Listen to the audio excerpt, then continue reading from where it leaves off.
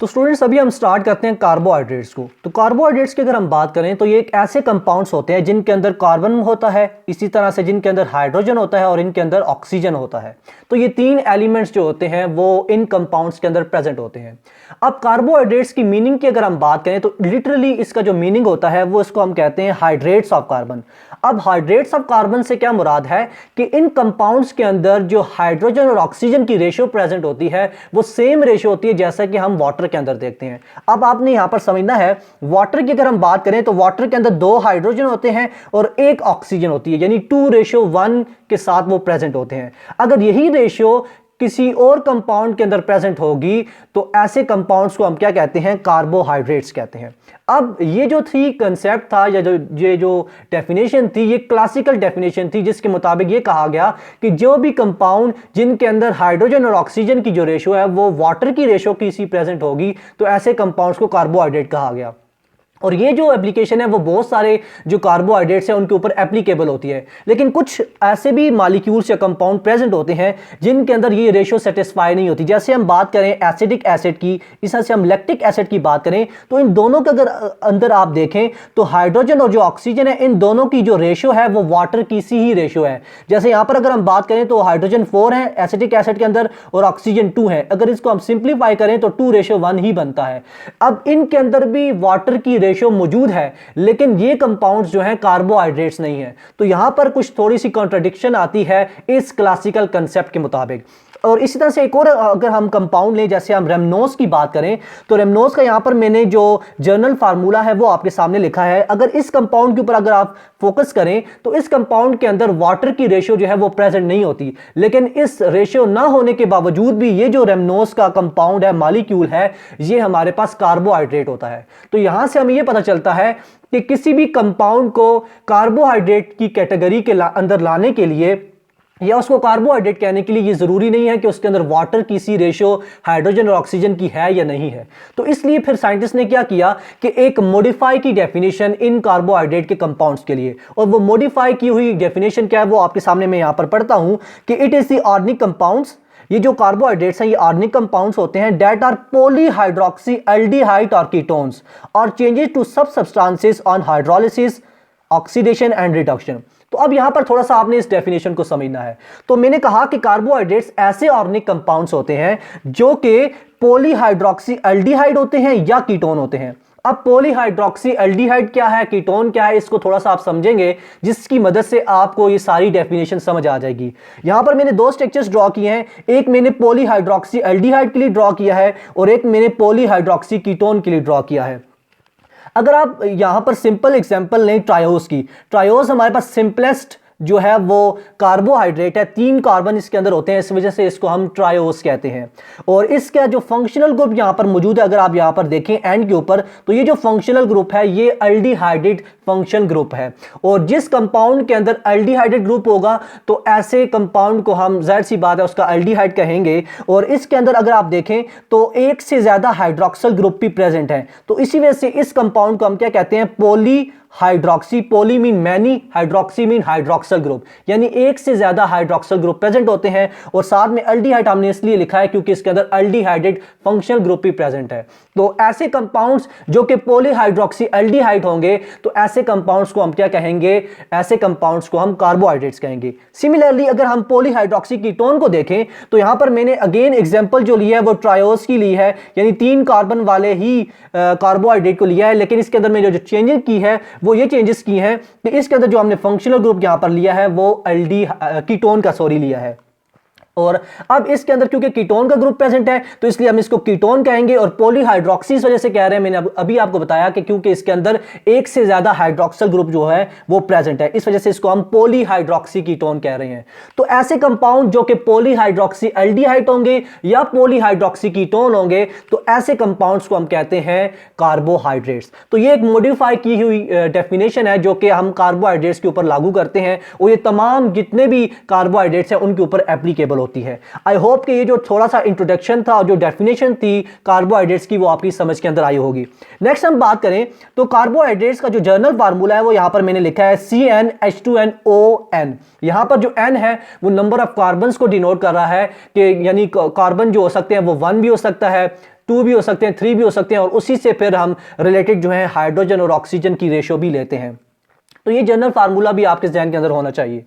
Next चीज अगर हम बात करें तो जो कार्बोहाइड्रेट्स हैं इनको हम कॉमनली कहते हैं शुगर्स। शुगर्स इस वजह से कहते हैं कि जो सिंपलेस्ट जो हमारे पास कॉमनली नॉन कार्बोहाइड्रेट्स हैं उनका जो टेस्ट होता है वो स्वीट होता है, इस वजह से इनको हम शुगर्स भी कहते हैं।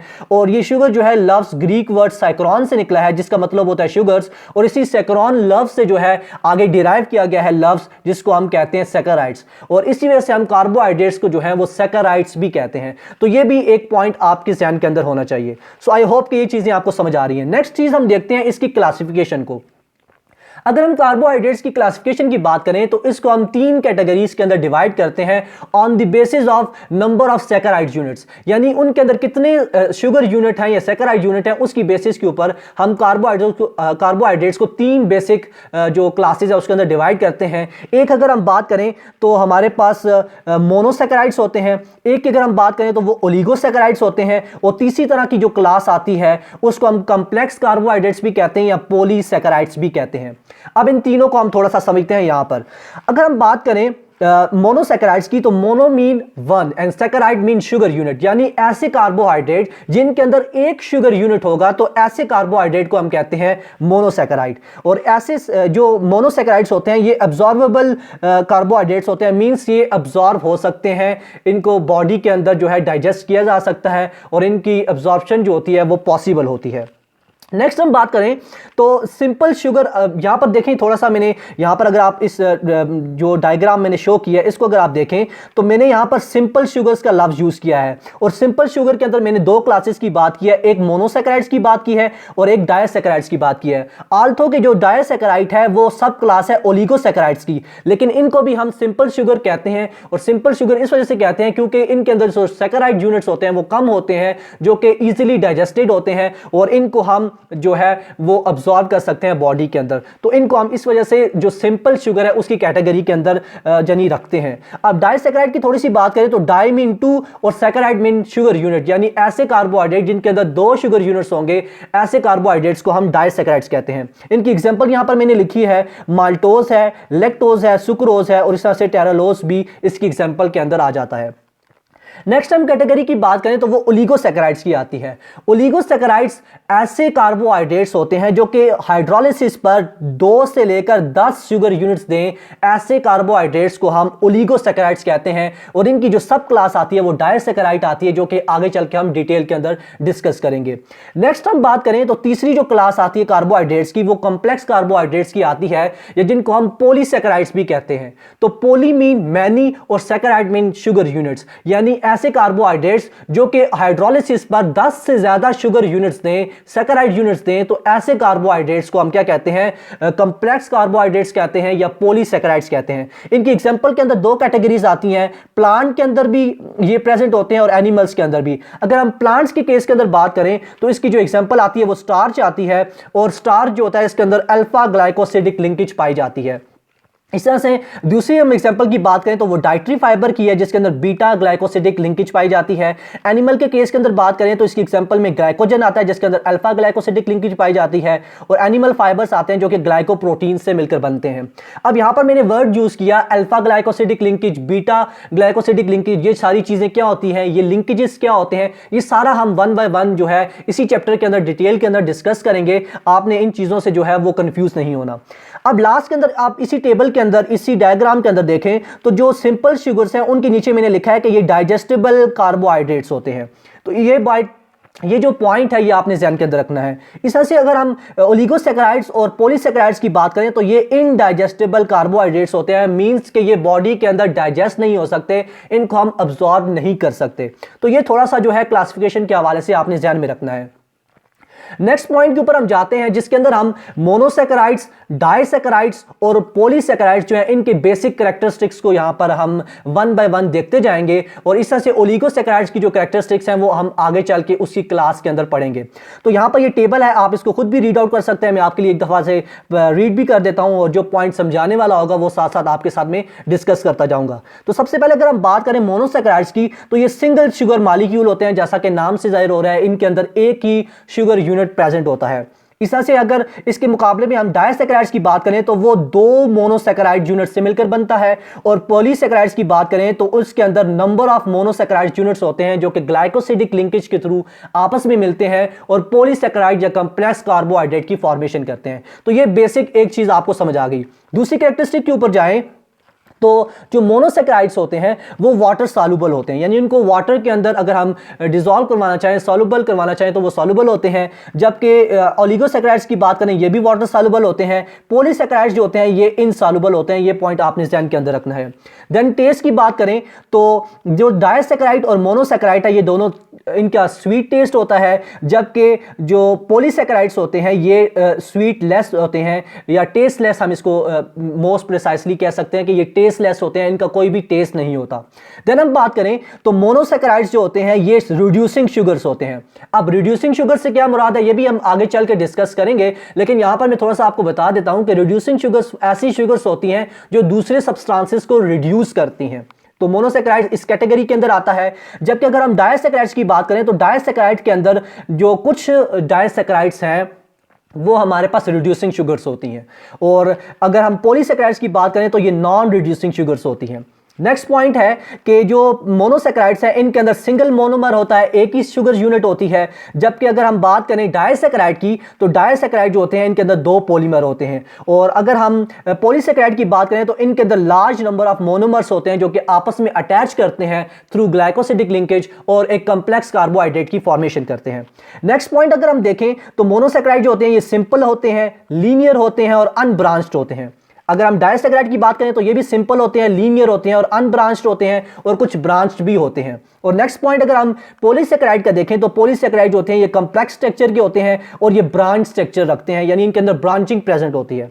और लास्ट पॉइंट अगर हम इनकी कैरेक्टरिस्टिक के अंदर देखें तो जो मोनोसैकेराइड्स होते हैं वो सिंगल रिंग स्ट्रक्चर के ऊपर यानी बेस करते हैं, और जो हमारे पास डायसैकेराइड्स होते हैं क्योंकि उनके बारे में मैंने आपको कहा कि इनके अंदर 2 शुगर यूनिट होते हैं, लिहाजा ये 2 रिंग स्ट्रक्चर बनाते हैं। जबकि पॉलीसैकेराइड की बात करें क्योंकि इनके अंदर नंबर ऑफ मोनोमर्स होते हैं, नंबर ऑफ यानी शुगर होते हैं, यूनिट्स होते हैं उसके, तो इनके अंदर जो रिंग्स होती हैं वो भी उनकी भी तादाद जो होती है वो अमाउंट जो होती है वो 2 से ज़्यादा होती है। तो ये जो बेसिक करैक्टरिस्टिक्स थी तीनों के दरमियान वो आपके साथ मैंने डिस्कस की है, ये आपके ज़हन के अंदर होना चाहिए क्योंकि इसी में से कोई क्वेश्चन फिर जो है एग्जाम के अंदर भी पूछ लिया जाता है।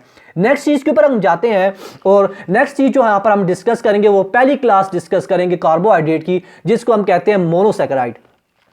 अगर हम मोनोसैकेराइड की बात करें तो मोनो मीन 1 और सैकेराइड मीन सैकेराइड यूनिट या शुगर यूनिट, यानी ऐसे कार्बोहाइड्रेट जिनके अंदर एक शुगर यूनिट होगा उनको हम कहेंगे मोनोसैकेराइड। तो अब मोनोसैकेराइड के अंदर क्योंकि एक ही शुगर यूनिट प्रेजेंट होता है तो इसलिए हम इनको कहते हैं कि ये सिंपलेस्ट जो है वो शुगर्स हैं या सिंपल शुगर्स होती हैं।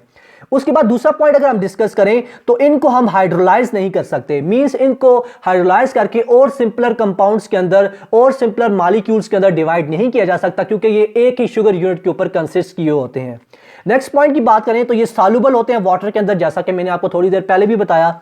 नेक्स्ट पॉइंट है कि ये स्वीट इन टेस्ट होते हैं, और अगर कार्बन नंबर ऑफ कार्बन की बात करें तो नंबर ऑफ कार्बन जो होते हैं मोनोसैकेराइड के अंदर उनकी रेंज यहां पर मैंने लिखी है 3 to 7 हो सकती है, यानी 3 कार्बन वाले मोनोसैकेराइड्स भी हो सकते हैं, 4 वाले भी हो सकते हैं, 5 वाले भी हो सकते हैं, 6 वाले भी हो सकते हैं, और 7 कार्बन वाले भी मोनोसैकेराइड्स हो सकते हैं। तो ये बेसिक इंट्रोडक्शन भी आपने मोनोसैकेराइड के हवाले से ध्यान में रखना है। इसके बाद अगर हम बात करें तो मोनोसैकेराइड्स को हम ट्रू कार्बोहाइड्रेट्स भी कहते हैं, और इनका जो जर्नल फार्मूला है वो भी यहां पर मैंने लिखा है CH2O होल पावर n है, जहां पर जो n है वो नंबर ऑफ कार्बन या हाइड्रोजन और ऑक्सीजन को शो करता है। तो ये बात भी आपने ध्यान के अंदर रखनी है। नेक्स्ट पॉइंट की अगर हम बात करें तो वो क्लासिफिकेशन ऑफ मोनोसैकेराइड्स है। अब जो मोनोसैकेराइड्स है उसको हम 2 बेसिस के ऊपर जो है वो 2 डिफरेंट क्लासेस के अंदर डिवाइड करते हैं। सबसे पहले अगर हम बात करें on the basis of functional group, यानी फंक्शनल ग्रुप की बेस के ऊपर हम मोनोसैकेराइड को 2 क्लासेस के अंदर डिवाइड करते हैं। एक हमारे पास कहलाती है अल्डोसिस क्लास कहलाती है, और दूसरी क्लास जो कहलाती है उसको हम बोलते हैं कीटोसिस। अब इन दोनों से क्या मुराद है, इन दोनों के स्ट्रक्चर्स क्या होते हैं ये थोड़ा सा आपने समझना है।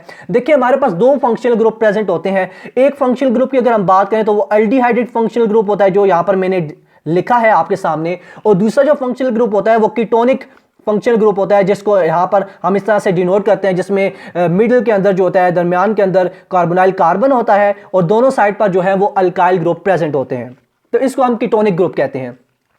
तो अब हम इसकी क्लासिफिकेशन कैसे करते हैं मोनोसैकेराइड्स की, वो थोड़ा सा आपने समझना है कि ऐसे मोनोसैकेराइड्स जिनके अंदर एल्डिहाइड का ग्रुप प्रेजेंट होगा, ऐसे मोनोसैकेराइड्स को हम क्या कहते हैं, एल्डोसिस कहते हैं।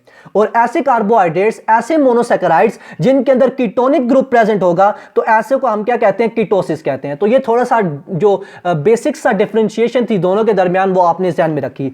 अब इसको हम देखते हैं स्ट्रक्चर की बेस पर। अब यहां पर देखें, ये मैंने एक सिंपल जो है वो कार्बोहाइड्रेट ड्रॉ किया है 6 कार्बन वाला। अगर हम इसको ग्लूकोज मान लें तो सिंपलेस्ट जो यानी सिंपल जो मोस्ट कॉमनली प्रेजेंट होता है कार्बोहाइड्रेट, ग्लूकोज की बात कर लें, तो इसके एंड के ऊपर अगर आप देखें तो ये एक फंक्शनल ग्रुप प्रेजेंट है। और ये फंक्शनल ग्रुप आप देख के पहचान सकते हैं कि ये फंक्शनल ग्रुप जो है वो एल्डिहाइडिक फंक्शनल ग्रुप है। अब ये एल्डिहाइडिक फंक्शनल ग्रुप है, तो लिहाजा इस तरह के कार्बोहाइड्रेट को हम किस कैटेगरी के अंदर लेके आएंगे, इसको हम बोलेंगे ये एल्डोसिस है, क्योंकि इसके अंदर एल्डिहाइडिक फंक्शनल ग्रुप प्रेजेंट है। अब इसी स्ट्रक्चर को अगर हम रिंग फॉर्म के अंदर लिखें तो रिंग फॉर्म के अंदर ये इस तरह से बनता है, और ये भी आपके सामने मैंने स्ट्रक्चर ड्रॉ किया है, ये भी आप देख सकते हैं। और इस तरह से हम कीटोनिक फंक्शनल ग्रुप की बात करें या कीटोसिस की बात करें, तो आप देख सकते हैं यहां पर स्ट्रक्चर के अंदर ये मैंने एक और कार्बोहाइड्रेट जो है वो ड्रॉ किया है। तो इसके अंदर ये जो फंक्शनल ग्रुप आप देख रहे हैं, ये कीटोनिक फंक्शनल ग्रुप है। और इसकी पहचान यही है कि इस कार्बोनाइल कार्बन की एक तरफ भी अल्काइल ग्रुप मौजूद है और दूसरी तरफ भी अल्काइल ग्रुप मौजूद है, और दोनों तरफ अल्काइल ग्रुप होने की वजह से ये जो फंक्शनल ग्रुप है वो कौन सा है, वो कीटोनिक फंक्शनल ग्रुप है। और ऐसे कार्बोहाइड्रेट को हम क्या कहते हैं, कीटोसिस कहते हैं। तो इसका जो हम रिंग स्ट्रक्चर ड्रॉ करते हैं वो कुछ इस तरह से होता है। जो ऑक्सीजन होता है वो ऐसे लिंकेज कर लेता है फर्स्ट कार्बन और 4 कार्बन के साथ, जो कि पेनल्टीमेट कार्बन होता है उस पार्टिकुलर कार्बोहाइड्रेट का या ग्लूकोज का। तो ये बेसिक जो है वो डिस्क्रिप्शन आपने समझी। On the basis of functional group जो है कार्बोहाइड्रेट को हम 2 कैटेगरीज के अंदर डिवाइड करते हैं। नेक्स्ट हम जाते हैं, नेक्स्ट हम देखते हैं on the basis of carbon atoms. अब कार्बन एटम्स की बेस के ऊपर भी जो है वो हम कार्बोहाइड्रेट्स को डिफरेंट कैटेगरीज के अंदर, डिफरेंट क्लासेस के अंदर डिवाइड करते हैं। जैसे हम बात करें ट्रायोज, यहाँ पर मैंने पूरा टेबल लिखा है जो बुक से ही मैंने उठाया है, और ये बुक के अंदर कुछ इसकी डिस्क्रिप्शन लिखी हुई थी वो मैंने यहाँ पर ऐड किया है, ताकि आप लोग भी यहाँ से एक दफ़ा रीड आउट कर लें और जो इंपॉर्टेंट पॉइंट्स हैं वो अपने पास नोट कर लें। तो पहले अगर हम बात करें पहली क्लास की, तो वो ट्रायोसिस आती है। ट्राई का मतलब होता है 3, और ओस का मतलब यानी वो ग्लूकोज को शो कर रहा है या कार्बोहाइड्रेट को शो कर रहा है। तो ऐसे कार्बोहाइड्रेट्स, ऐसे मोनोसैकेराइड्स जिनके अंदर 3 कार्बन होंगे, उनको हम ट्रायोस कहते हैं। इस तरह से जिनके अंदर 4 होते हैं कार्बन, उनको हम टेट्रोस कहते हैं। जिनके अंदर 5 होते हैं उनको पेंटोस कहते हैं। जिनके अंदर 6 होते हैं उनको हेक्सोस कहते हैं, और जिनके अंदर 7 होते हैं उनको हम हेप्टोस कहते हैं। तो ये आपने एक क्लास देखी मोनोसैकेराइड्स की, जिनको हम डिवाइड कर रहे हैं, क्लासिफाई कर रहे हैं on the basis of their number of carbon atoms. Then हम फार्मूला भी यहाँ पर लिखा हुआ है, आप फार्मूले को भी देख सकते हैं, और साथ में यहाँ पर कुछ इंपॉर्टेंट चीजें लिखी हुई हैं। और इस टेबल के अंदर वो क्या है कि एल्डोसिस और कीटोसिस की भी यहाँ पर लिखी गई है। यानी ऐसे ट्रायोसिस, ऐसे मोनोसैकेराइड्स जिनके अंदर एल्डिहाइड ग्रुप मौजूद है, तो उनकी फिर एग्जांपल्स लिखी हुई हैं, और जिनके अंदर कीटोनिक ग्रुप प्रेजेंट है तो उनकी एग्जांपल भी लिखी हुई हैं। अगर हम ट्रायोस की बात करें जिनके अंदर एल्डिहाइड ग्रुप मौजूद है, उसकी एग्जांपल आती है ग्रेसल्डिहाइड। इस तरह से कीटोनिक जिनके अंदर ग्रुप आता है तो उसकी एग्जांपल आती है डाईहाइड्रोक्सी एसीटोन। इस तरह से टेट्रोसिस के अंदर बात करें तो एथेरोस और एथेलोलोज आ जाती है। इस तरह से राइबोस, डीऑक्सीराइबोस जो है ये पेंटोसिस की एग्जांपल है एल्डोसिस कैटेगरी के अंदर, और कीटोनिक कैटेगरी के अंदर जो है वो राइबोलोस जो है इसकी एग्जांपल आ जाती है। उस तरह से नीचे भी आप इनकी एग्जांपल्स को जो है वो खुद एक दफ़ा से रीड आउट कर सकते हैं। और साथ में इनके फंक्शंस भी लिखे हैं कि जो कि ये बॉडी के अंदर, प्लांट्स के अंदर या एनिमल के अंदर जो है वो ये फंक्शंस परफॉर्म करते हैं। तो ये फंक्शंस भी आप एक दफ़ा रीड कर सकते हैं, क्योंकि इनमें से भी अगर क्वेश्चन आए तो आपके जहन के अंदर होना चाहिए कि ये हम लोगों ने कहीं पढ़ा था, और आप वो आसानी से जो है उसको फिर देन करेक्ट कर सकें। तो ये जो थोड़ी सी डिस्क्रिप्शन थी वो on the basis of number of carbon atoms की बेस पर जो है हम मोनोसैकेराइड्स को डिफरेंट कैटेगरीज के अंदर डिवाइड करते हैं, वो थोड़ी सी मैंने आपके साथ डिस्कस की। अब नेक्स्ट हम देखते हैं केमिकल स्ट्रक्चर ऑफ मोनोसैकेराइड्स। अब मोनोसैकेराइड का केमिकल स्ट्रक्चर क्या है उसके ऊपर थोड़ा सा जाते हैं।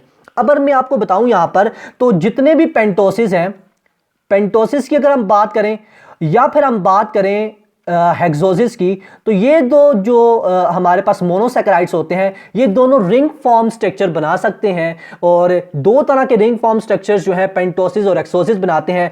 एक को हम कहते हैं फ्यूरानोस और एक को हम कहते हैं पायरानोस। अब इन दोनों के दरमियान क्या डिफरेंस है और इन दोनों की एग्जांपल्स कौन सी आती हैं वो आपने समझनी है, और इसी में से क्वेश्चन भी हर साल ईटा के अंदर या एमडी कैट के अंदर पूछा जाता है। तो सबसे पहले अगर हम बात करें फ्यूरानोस की, तो फ्यूरानोस जो होता है ये 5 मेंबर्ड रिंग होता है, यानी इसके अंदर 5 मेंबर्ड होते हैं इस रिंग के अंदर। उसके बाद अगर हम दूसरी चीज इसके अंदर बात करें तो इसके अंदर 4 कार्बन होते हैं और एक ऑक्सीजन मॉलिक्यूल प्रेजेंट होता है टॉप के ऊपर। तो ऐसे स्ट्रक्चर को, ऐसे रिंग को हम क्या कहते हैं, फ्यूरानोस कहते हैं।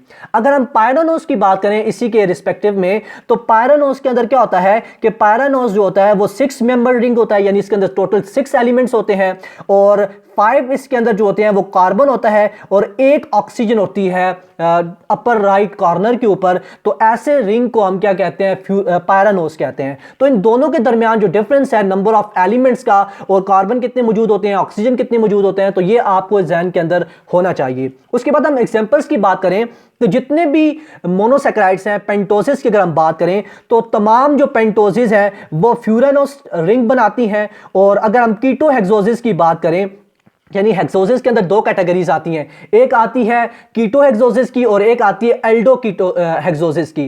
कीटोहेक्सोसिस वो होती है जिनके अंदर कीटोनिक फंक्शनल ग्रुप प्रेजेंट होगा और एल्डो हेक्सोसिस वो होंगी जिनके अंदर एल्डिहाइडेड ग्रुप प्रेजेंट होगा। तो जो कीटोहेक्सोसिस होती है जिनके अंदर कीटोनिक ग्रुप प्रेजेंट होता है वो तमाम की तमाम हेक्सोसिस जो है वो कौन सा रिंग बनाती हैं, वो फ्यूरानोस रिंग बनाती हैं। तो ये आपने अपने ज़हन के अंदर अच्छे तरीके से रखना है क्योंकि इसी में से क्वेश्चन फिर आता है, ये मेमोरी आपकी चेक करेगा क्योंकि ये जो है थोड़ा सा रट्टे वाली चीज आ जाती है जो कि आपने ध्यान के अंदर रखनी है।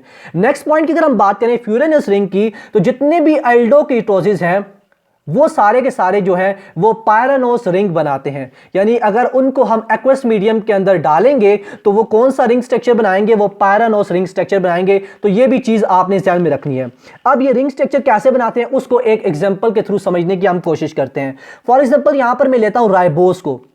अगर हम राइबोस की बात करें तो राइबोस को इस डायग्राम के अंदर, इस टेबल के अंदर मैंने आपको बताया था कि राइबोस जो है वो एक एल्डो पेंटोज है। क्या है, एल्डो पेंटोज है। यहां पर मैं कलर चेंज करके लिख देता हूं, ये राइबोस जो है ये एल्डो पेंटोज है।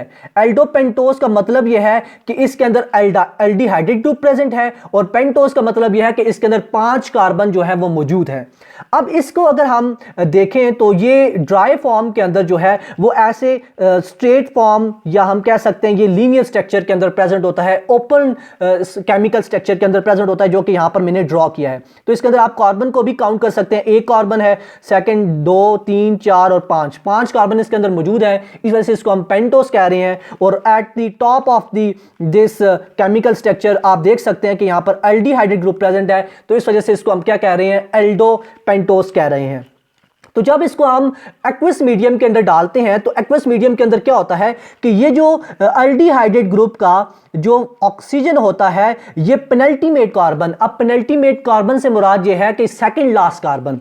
अब पेनल्टीमेट कार्बन कौन सा यहां पर है, वो 4th नंबर वाला कार्बन है। तो जब हम इसको एक्वस मीडियम के अंदर डालते हैं तो ये एल्डिहाइडेड जो ऑक्सीजन है ये इस पेनल्टीमेट कार्बन के जो हाइड्रोक्सिल ग्रुप है उसके साथ, यानी उस कार्बन के साथ लिंकेज करता है थ्रू ऑक्सीजन। और यहां पर आप इस स्ट्रक्चर के अंदर भी देख सकते हैं कि इस जो यानी एल्डिहाइडेड ग्रुप का ऑक्सीजन था इसने लिंकेज की है इस कार्बन के साथ, पेनल्टीमेट कार्बन के साथ, 4th नंबर कार्बन के साथ, और ये लिंकेज कर लिया इसने ऑक्सीजन को यूज करते हुए। और इसी पेनल्टीमेट कार्बन का जो हाइड्रोक्सिल ग्रुप था वो यहां पर उसकी शिफ्टिंग हुई है टू फर्स्ट कार्बन जो कि एल्डिहाइडेड कार्बन था उसकी तरफ। तो इस तरह से जो हमें स्ट्रक्चर मिला है, रिंग स्ट्रक्चर मिला है, इसको हम कहते हैं जी कि ये इसका रिंग स्ट्रक्चर है एल्डो पेंटोस का। और अब ये क्योंकि ये जो स्ट्रक्चर शो कर रहा है ये 2D के अंदर है तो इस स्ट्रक्चर को हम कहते हैं फिशर प्रोजेक्शन। अब फिशर प्रोजेक्शन से क्या मुराद है कि जब भी हम किसी कार्बोहाइड्रेट को 2D फॉर्म के अंदर रिप्रेजेंट करते हैं तो ऐसी प्रोजेक्शन को हम क्या कहते हैं, फिशर प्रोजेक्शन कहते हैं। इसको नाम फिशर इस वजह से दिया गया है कि जो एमएल फिशर था वो एक साइंटिस्ट था जिसने इसके बारे में डिस्कशन की थी, इसको प्रपोज किया था, लिहाजा इस तरह की प्रोजेक्शन को हम क्या कहते हैं, फिशर प्रोजेक्शन कहते हैं। अगर हम सेम इसी स्ट्रक्चर को अगर हम 3D के अंदर रिप्रेजेंट करेंगे, 3D प्रोजेक्शन के अंदर रिप्रेजेंट करेंगे, तो ऐसी प्रोजेक्शन को हम क्या कहते हैं, हॉवर्ड प्रोजेक्शन कहते हैं। और इस साइंटिस्ट को जिस साइंटिस्ट ने इसको पहली बार डिस्कस किया था उसका नाम हॉवर्ड था, इस वजह से इस प्रोजेक्शन को हम हॉवर्ड प्रोजेक्शन कहते हैं। तो ये जो है वो 3D जो प्रोजेक्शन है उसके बारे में, 3D जो है वो यानी स्ट्रक्चर के बारे में बताती है किसी भी मोनोसैकेराइड की या कार्बोहाइड्रेट की। और वो स्ट्रक्चर यहां पर मैंने रिंग स्ट्रक्चर जो है वो नीचे ड्रॉ किया है, वो भी आप देख सकते हैं एल्डोपेंटोज का कैसे बनता है। तो ये आप चीज देख सकते हैं।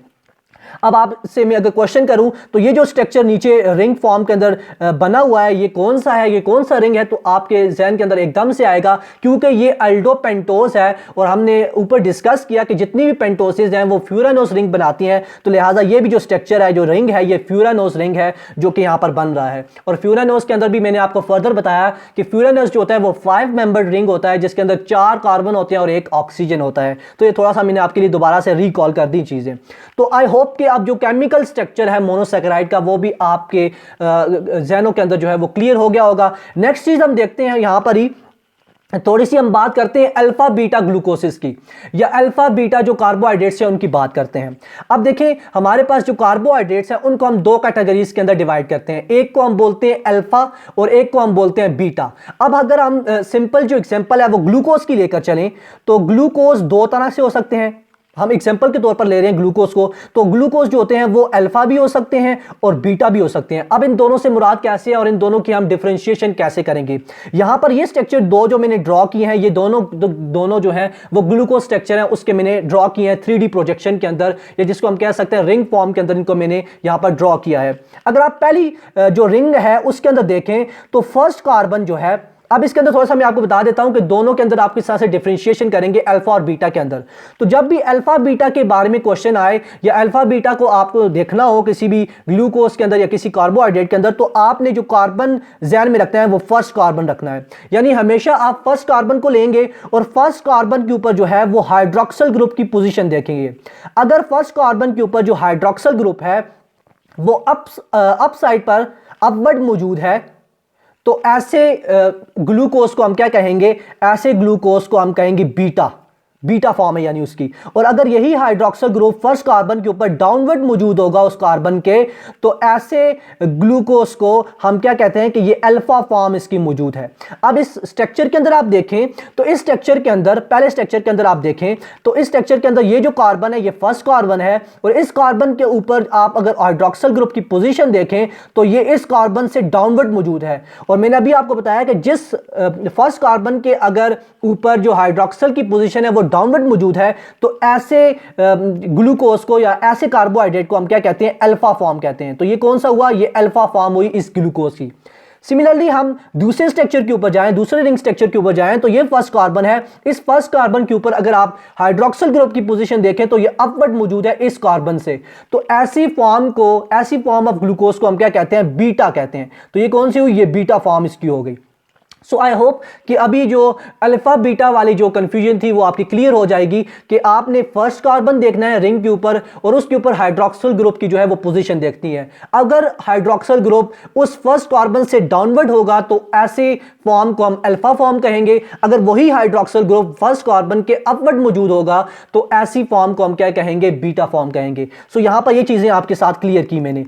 अब नेक्स्ट चीज हम देखते हैं स्टीरियो आइसोमेरिज्म इन मोनोसैकेराइड्स। अब स्टीरियो आइसोमेरिज्म से क्या मुराद है वो आपने थोड़ा सा समझना है। यहां पर पहले मैं इसको साफ कर देता हूं और फिर देन हम आगे जो है चीजें डिस्कस करते हैं। तो चलिए जी, तो हम स्टीरियो आइसोमेरिज्म की बात करें तो स्टीरियो आइसोमेरिज्म की यहां पर मैंने डेफिनेशन लिखी है। अब इस पर यहां पर थोड़ी सी मैं जो हम एग्जाम्पल लेकर चलेंगे वो ग्लूकोज की लेकर चलेंगे क्योंकि वो मोस्ट कॉमन भी होता है और इजी टू अंडरस्टैंड होता है, लिहाजा हम ग्लूकोज को एज एग्जाम्पल लेकर चलते हैं। और स्टीरियो आइसोमेरिज्म जो है वो मोनोसैकेराइड के अंदर हम यहां पर समझते हैं। तो अगर हम बात करें इसकी डेफिनेशन की तो those isomers in which H and OH groups are arranged in different patterns to the asymmetric carbon atoms is known as stereoisomerism. अब यहां पर दो चीजें यहां पर मैंने की। एक चीज मैंने यहां पर यह लिखी कि ऐसे आइसोमर्स जिनके अंदर दो ग्रुप्स, एक हाइड्रोजन ग्रुप और दूसरा हाइड्रोक्सिल ग्रुप, इनकी जो पोजीशन है वो डिफर करेगी कहां पर, एसिमेट्रिक कार्बन के ऊपर। तो ऐसे आइसोमर्स को हम क्या कहते हैं, स्टीरियो आइसोमर्स कहते हैं। अब इस स्टीरियो आइसोमर्स को समझने के लिए आपको एसिमेट्रिक कार्बन को थोड़ा सा समझना पड़ेगा। अगर हम एसिमेट्रिक कार्बन की बात करें तो एसिमेट्रिक कार्बन ऐसा कार्बन होता है जो कि फोर डिफरेंट ग्रुप से जो है वो अटैच होता है।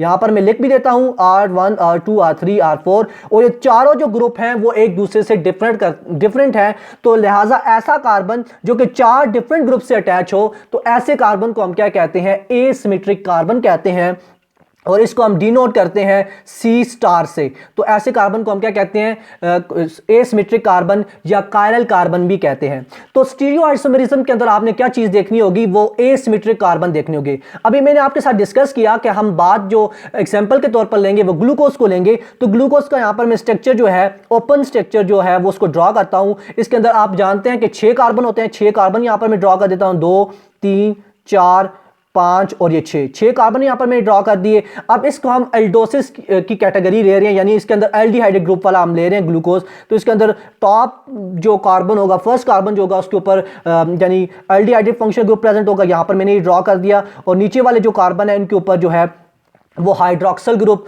और H जो है, यानी वो दोनों ग्रुप जो हैं वो अटैच होंगे। यहां पर मैं ड्रॉ भी कर देता हूं, OH यहां पर H कर लेते हैं, और यहां पर OH और ये H है, इस तरह से ये H है और ये OH है, और यहाँ पर भी हम OH कर देते हैं और ये H आ जाएगा। ठीक है, तो ये हमारे पास बेसिक एक स्ट्रक्चर है ग्लूकोज का। अगर इस ग्लूकोज स्ट्रक्चर के अंदर आप देखें तो इस ग्लूकोज के अंदर ये जो अगर हम नंबरिंग कर देते हैं यहाँ पर आपके लिए और इजी हो जाएगा कि ये फर्स्ट कार्बन है हमारे पास, ये सेकंड कार्बन है, ये थर्ड कार्बन है, ये फोर्थ है, ये फिफ्थ है और ये 6 कार्बन है। अगर आप इन 6 कार्बन के अंदर देखें तो carbon number 2, carbon number 3, carbon number 4 और कार्बन नंबर 5 जो है, ये जो 4 कार्बन्स हैं, ये सारे कार्बन्स कौन से हैं, ये एसिमेट्रिक कार्बन है। इसको हम डिनोट करते हैं C स्टार के साथ। तो ये सारे के सारे जो 4 कार्बन्स हैं ग्लूकोज के अंदर, ये क्या है, एसिमेट्रिक कार्बन्स हैं। तो अब ये आपको एसिमेट्रिक कार्बन्स की हवाले से चीज समझ आ गई। अगर अब अभी हम बात करें स्टीरियोआइसोमेरिज्म की, तो स्टीरियोआइसोमेरिज्म किसी भी कार्बोहाइड्रेट के अंदर या किसी भी मॉलिक्यूल के अंदर आप किस तरह से कैलकुलेट करते हैं, तो उसके लिए एक फार्मूला होता है C⁻n। अब C⁻n आपने फार्मूला ज़हन के अंदर रखना है। n यहां पर जो है ये नंबर ऑफ एसिमेट्रिक कार्बन्स को आपको बताएगा, नंबर ऑफ एसिमेट्रिक कार्बन्स, यानी किसी मॉलिक्यूल के अंदर कितने सिमेट्रिकल कार्बन्स है उसको आप n की जगह पर पुट करेंगे तो आपके पास नंबर ऑफ स्टीरियोआइसोमर्स आ जाएंगे। अब आपने एग्जांपल जो है वो ग्लूकोज के लिए है, और ग्लूकोज के अंदर मैंने आपको बताया कि ये जो 4 कार्बन हैं, carbon number 2, carbon number 3, carbon number 4 और कार्बन नंबर 5, ये 4 जो कार्बन हैं ये एसिमेट्रिक कार्बन है, यानी ये 4 डिफरेंट कंपाउंड्स के जो है वो ग्रुप्स के साथ अटैच है। तो लिहाजा इन कार्बन को हम क्या कहते हैं, एसिमेट्रिक कार्बन कहते हैं। अब इसको हम 2n के अंदर ऐड करेंगे। तो ग्लूकोज के लिए अगर हम बात करें तो 2n जो है, यहां पर 4 कार्बन एसिमेट्रिक कार्बन मौजूद हैं, तो लिहाजा 2⁴ का अगर हम सिंप्लीफाई करें तो हमारे पास 16 आ जाते हैं, यानी 16 आइसोमर्स जो हैं वो प्रेजेंट होते हैं, किसके, ग्लूकोज मॉलिक्यूल के प्रेजेंट होते हैं। तो यहां से ये चीज आपने स्टीरियो आइसोमेरिज्म के हवाले से समझ ली। नेक्स्ट चीज हम देखते हैं, स्टीरियो आइसोमर्स को हम फर्दर जो है वो 3 कैटेगरीज के अंदर डिवाइड करते हैं। एक को हम कहते हैं एनेंशियोमर्स, एक को हम कहते हैं डाइस्टीरियोमर्स, और एक तरह की जो मॉलिक्यूल्स हैं उनको हम कहते हैं एपीमर्स। तो स्टीरियोआइसोमर्स को हम इन 3 क्लासेस के अंदर जो है वो डिवाइड करते हैं। सबसे पहले बात करते हैं हम एनेंशियोमर्स। इनके हवाले से कुछ मैंने 2 पॉइंट्स लिखे हैं जो कि आपके जहन के अंदर होने चाहिए, ज़्यादा हम डिटेल के अंदर नहीं जाएंगे। ये पॉइंट्स अगर आपके जहन के अंदर होंगे तो कोई भी क्वेश्चन इसके अंदर से आता है तो आप आसानी से वो जो है वो उसको सॉल्व कर सकेंगे। तो सबसे पहले अगर हम बात करें एनेंशियोमर्स की, तो एनेंशियोमर्स जो होते हैं ये नॉन सुपर इम्पोजिबल होते हैं, नॉन सुपर इम्पोजिबल होते हैं। और दूसरी बात इनके अंदर ये होता है कि ये मिरर इमेजेस होती हैं। अब इन 2 चीज़ों को आप किस तरह से समझेंगे वो थोड़ा सा आपने समझना है। ये समझाने के लिए मैं आपको एग्जांपल के थ्रू समझाऊंगा। एनेंशियोमर्स की अगर हम एग्जांपल की बात करें तो एनेंशियोमर्स जो होते हैं इनकी एग्जांपल के अंदर आते हैं डी ग्लूकोज और इस तरह से एल ग्लूकोज आते हैं। अब डी ग्लूकोज और एल ग्लूकोज से क्या मुराद है उसको पहले मैं बताता हूं, फिर नॉन सुपर इम्पोजेबल और मिरर इमेजेस को समझेंगे, जिसके थ्रू आप इस पूरे एनंशियोमर की टॉपिक जो है वो आसानी से समझ लेंगे। सबसे पहले अगर बात करें डी ग्लूकोज की, तो ग्लूकोज को जो है या कार्बोहाइड्रेट को जो है वो हम दो कैटेगरीज के अंदर डिवाइड करते हैं, एक हम करते हैं डी के ऊपर और एक हम करते हैं एल के ऊपर। अब इन दोनों से क्या मुराद है वो थोड़ा सा यहां पर मैं आपको बता देता हूं। जो डी ग्लूकोज होते हैं या जो डी कार्बोहाइड्रेट्स होते हैं उनको हम कहते हैं ये राइट हैंडेड कार्बोहाइड्रेट्स हैं। कौन से? Right handed. इसी तरह से अगर हम एल की बात करें तो एल से लेफ्ट बनता है, ये इस तरह से आप इसको आसानी से याद कर सकते हैं। तो जो एल कार्बोहाइड्रेट्स होते हैं, ग्लूकोज होते हैं, उनको हम कहते हैं लेफ्ट हैंडेड कार्बोहाइड्रेट्स। तो ये दो चीजें आपको समझ आ गई। अब इन दोनों को हम डिफरेंशिएट कैसे करेंगे या किसी भी कार्बोहाइड्रेट को हम देखकर कैसे पता लगाएंगे कि ये राइट हैंडेड है या लेफ्ट हैंडेड है? तो उसके लिए आपने ये ध्यान में रखनी है चीज कि जो पेनल्टीमेट कार्बन होगा किसी भी कार्बोहाइड्रेट का, उसके ऊपर आप मौजूद हाइड्रोक्सल की पोजीशन को देखेंगे। अगर हम इस ग्लूकोज की बात करें तो इस ग्लूकोज का जो पेनल्टीमेट कार्बन है, मीन सेकंड लास्ट जो कार्बन है, उसके ऊपर अगर आप हाइड्रोक्सल ग्रुप की पोजीशन देखें तो ये हाइड्रोक्सल ग्रुप जो है वो किस साइड पर मौजूद है? ये राइट साइड पर मौजूद है। तो इस वजह से इस ग्लूकोज को हम कहेंगे डी ग्लूकोज या right handed glucose. I hope कि ये पॉइंट आपको अच्छे तरीके से समझ आया होगा। नेक्स्ट हम बात करें एल ग्लूकोज की, तो एल ग्लूकोज भी हम सेम पेनल्टीमेट कार्बन के ऊपर मौजूद हाइड्रोक्सल की पोजीशन को देखेंगे। अगर यही हाइड्रोक्सल ग्रुप लेफ्ट साइड पर मौजूद है तो ऐसे ग्लूकोज को हम क्या कहेंगे? एल ग्लूकोज कहेंगे, या जिसको हम लेफ्ट हैंडेड ग्लूकोज भी कह सकते हैं। तो ये चीज आपने इस हवाले से समझ ली है। अगर आप इस एनंशियोमर की एग्जांपल के अंदर देखें तो एनंशियोमर की एग्जांपल के अंदर मैंने लिखा डी ग्लूकोज और एल ग्लूकोज।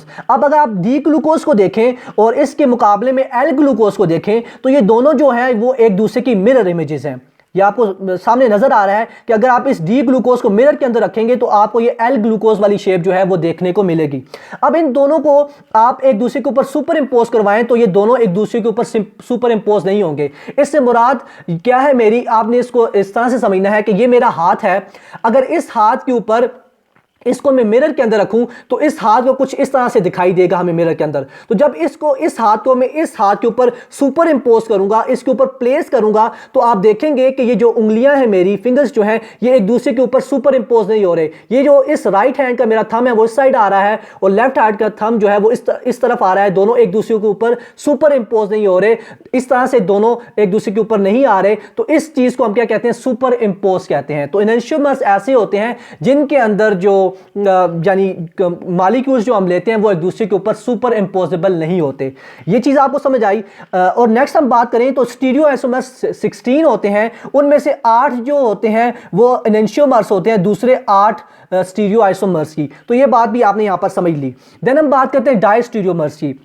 डायस्टीरियोमर्स की बात करें तो ये जो है इनके अंदर जो हाइड्रोक्सल ग्रुप और जो हाइड्रोजन ग्रुप की जो पोजीशन होती है वो डिफर करती है at more than one asymmetric carbon के ऊपर। यानी एसिमेट्रिक कार्बन जो है वो एक से ज्यादा हो जिस मॉलिक्यूल के अंदर, और उसके ऊपर फिर पोजीशन जो है हाइड्रोक्सल ग्रुप की और हाइड्रोजन ग्रुप की डिफर करे, तो ऐसे आइसोमर्स को हम डायस्टीरियो आइसोमर्स कहते हैं। तो ये चीज आपको समझ आई। और दूसरा पॉइंट जो डायस्टीरियोमर्स के हवाले से आपने ध्यान में रखना है वो ये है कि ये नॉट मिरर इमेजेस, ये एक दूसरे के मिरर इमेजेस नहीं होते। यानी एक मॉलिक्यूल को अगर आप मिरर के अंदर रखेंगे तो जो दूसरा मॉलिक्यूल आपको मिलेगा वो इससे डिफरेंट होगा, वो उसकी मिरर इमेज नहीं होगी। इसके एग्जांपल के अंदर हमारे पास आती है डी ग्लूकोज और डी अल्ट्रोज आती है। इन दोनों के स्ट्रक्चर भी यहां पर मैंने ड्रॉ की हैं। इनके स्ट्रक्चर के अंदर अगर आप देखें तो डी ग्लूकोज जो है ये हमारे पास डी इस वजह से है क्योंकि इसके अंदर जो पेनल्टीमेट कार्बन के ऊपर जो हाइड्रोक्सल की पोजीशन है वो राइट साइड पर है। और इस तरह से अल्टोज की बात करें तो इसके अंदर भी जो पेनल्टीमेट कार्बन है उसके ऊपर हाइड्रोक्सल की जो पोजीशन है वो कौन से साइड पर है? वो राइट साइड पर है। अब ये दोनों चीजें तो आपको समझ आ गई। अब इस डी ग्लूकोज और डी अल्ट्रोज की बात करें तो ये एक दूसरे के, अगर आप देखें दोनों मॉलिक्यूल को, तो ये दोनों मॉलिक्यूल जो हैं वो एक दूसरे के मिरर इमेजेस नहीं है। और दूसरी बात ये है कि इनके अंदर जो पोजीशन है हाइड्रोक्सल ग्रुप और हाइड्रोजन ग्रुप की वो एक से ज्यादा एसिमेट्रिक कार्बन के ऊपर जो है वो डिफर कर रही है। लिहाजा इस तरह के आइसोमर्स को हम डायस्टीरियो आइसोमर्स कहते हैं। लास्ट कैटेगरी हम देखते हैं वो है एपीमर्स। अगर हम एपीमर्स की बात करें तो इनके अंदर जो डिफरेंट अरेंजमेंट होती है हाइड्रोक्सल और हाइड्रोजन ग्रुप्स की, वो सिर्फ और सिर्फ एक आयरल कार्बन के ऊपर होती है। यानी इस तरह के आइसोमर्स के अंदर हम एक ही स्टीरियो आइसोमर को देखते हैं और उनके ऊपर जो पोजीशन है वो हाइड्रोक्सल और हाइड्रोजन की वो डिफर करती है। तो ऐसी तरह के आइसोमर्स को हम एपीमर्स कहते हैं। इसके एग्जांपल के अंदर हमारे पास आते हैं डी ग्लूकोज और डी मेनोज आते हैं। तो ये दो चीज़ें भी आपने यहाँ पर ध्यान में रखनी है। इन दोनों के यहाँ पर मैंने स्ट्रक्चर भी ड्रॉ किए हैं। इन दोनों को आप देख सकते हैं कि इन जो दोनों स्ट्रक्चर्स के अंदर जो है वो एक ही कार्बन जो है, एक कायरल कार्बन जो है उसके ऊपर पोजीशन जो है वो डिफर कर रही है। वो आप देख सकते हैं इस कार्बन के ऊपर। यहाँ पर आप थर्ड कार्बन को देखो, इसके डी ग्लूकोज के और डी मेनोज के, तो ये दोनों की जो पोजीशन है हाइड्रोक्सिल ग्रुप की वो डिफर कर रही है, जिस वजह से ये तरह के जो आइसोमर्स हमें मिलते हैं उनको हम एपीमर्स कहते हैं। सो आई होप कि जो स्टीरियो आइसोमर्स हैं और इनकी जो क्लासेस हैं वो आपके जहन के अंदर अच्छे तरीके से बैठ गई होंगी। ये जो कुछ पॉइंट्स मैंने आपके साथ डिस्कस किए आपने जहन में रखने हैं, क्योंकि इसी में से फिर देन क्वेश्चन जो है वो आगे आएगा। नेक्स्ट चीज हम देखते हैं जी आर्टिफिशियल स्वीटनर्स के हवाले से। ये पॉइंट भी आपकी एक पैराग्राफ की फॉर्म के अंदर आपकी बुक के अंदर लिखा गया है, इसको थोड़ा सा डिस्कस कर लेते हैं। अगर हम आर्टिफिशियल स्वीटनर्स की बात करें तो उसके एग्जांपल के अंदर टैगाटोज आते हैं, सुक्रालोज आते हैं। ये दोनों जो कैटेगरीज हैं ये जो है आर्टिफिशियल स्वीटनर्स की हैं, जो कि हम लेबोरेटरी के अंदर जो है इनको मैन्युफैक्चर करते हैं। और इन दोनों अगर कैटेगरीज की बात करें तो ये एल शुगर्स होती हैं। एल शुगर से मुराद ये है कि ये लेफ्ट हैंडेड शुगर्स होती है। मींस इनके जो पेनल्टीमेट कार्बन है उसके ऊपर हाइड्रोक्सल की जो पोजीशन है वो लेफ्ट साइड पर आ रही है। इस वजह से इनको हम क्या कहते हैं, लेफ्ट हैंडेड या एल शुगर्स कहते हैं। इसके मुकाबले में अगर हम बात करें नेचुरली अकरिंग शुगर्स की, तो नेचुरली अकरिंग जो शुगर्स होते हैं वो डी शुगर्स होती हैं, या जिनको हम कहते हैं राइट हैंडेड शुगर्स। तो ये आपको पता है राइट हैंडेड हम इसको क्यों कहते हैं। तो स्टूडेंट्स यहाँ पर हम डिस्कस कर रहे थे एंजाइम्स के हवाले से। तो एंजाइम्स जो होते हैं स्टमक के अंदर वो सिर्फ और सिर्फ डाइजेस्ट करते हैं डी शुगर्स को, यानी राइट हैंडेड शुगर्स को जो है वो डाइजेस्ट करते हैं। हमने थर्ड चैप्टर किया था जिसके अंदर मैंने आपको वन शॉट लेक्चर दिया था। वो अगर आपने नहीं देखा तो ऊपर आई बटन पर नीचे डिस्क्रिप्शन के अंदर आपको मिल जाएगा, जिसके अंदर हमने फुल चैप्टर जो है एंजाइम का एक वंडरफुल सेशन के अंदर यानी डिस्कस किया था। उसके अंदर मैंने जितने भी पॉइंट्स थे वो आपके साथ डिस्कस किए थे। वहाँ पर मैंने आपको बताया था कि हमारे पास दो तरह के मॉडल्स पाए जाते हैं एंजाइम सबस्ट्रेट के हवाले से। एक को हम कहते हैं लॉक एंड की मॉडल और दूसरे को हम कहते हैं इंड्यूस फिट मॉडल। इन दोनों मॉडल के मुताबिक ये था कि जो एंजाइम होते हैं उनके अंदर कुछ एक्टिव रीजन्स होते हैं जिनको हम एक्टिव साइट्स कहते हैं, और उन पार्टिकुलर एक्टिव साइट्स के जो ऊपर है वो आके सबस्ट्रेट मॉलिक्यूल जो है वो आके अटैच होता है। यानी एक स्पेसिफिक एंजाइम जो है एक स्पेसिफिक सबस्ट्रेट को ही एक अपने साथ जो है वो अटैच करवा सकता है। अगर हम एंजाइम्स की बात करें स्टमक के अंदर तो वो डी शुगर्स होती हैं, मींस के वो राइट हैंडेड हमारे पास एंजाइम्स होते हैं। तो वो राइट हैंडेड जो शुगर्स हैं उन्हीं को सिर्फ डाइजेस्ट कर सकते हैं। इस वजह से हमारी बॉडी के अंदर जो आर्टिफिशियल हम स्वीटनर्स को यानी लेके जाते हैं डाइजेस्ट करवाना चाहते हैं, तो वो इस वजह से डाइजेस्ट नहीं होते, क्योंकि वो आर्टिफिशियल जो स्वीटनर्स होते हैं वो एल शुगर्स होते हैं, वो लेफ्ट हैंडेड होते हैं। तो लेफ्ट हैंडेड शुगर्स को डाइजेस्ट करवाने के लिए, स्वीटनर्स को डाइजेस्ट करवाने के लिए एंजाइम्स भी फिर जो है वो लेफ्ट हैंडेड ही चाहिए होती हैं, लेकिन हमारी बॉडी के जो है वो राइट हैंडेड प्रेजेंट होते हैं। तो ये एक पैराग्राफ के अंदर चीजें लिखी हुई थी, मैंने सोचा कि आपको ये भी साथ साथ बताता चलूं, क्योंकि इसके अंदर भी आप कुछ पॉइंट्स इंपॉर्टेंट है। जैसे नेचुरली अकरिंग जो शुगर्स हैं वो आपको पता होना चाहिए कि वो डी शुगर्स होती हैं, और एंजाइम्स भी डी शुगर्स के ही होते हैं, यानी डी फॉर्म के अंदर ही प्रेजेंट होते हैं।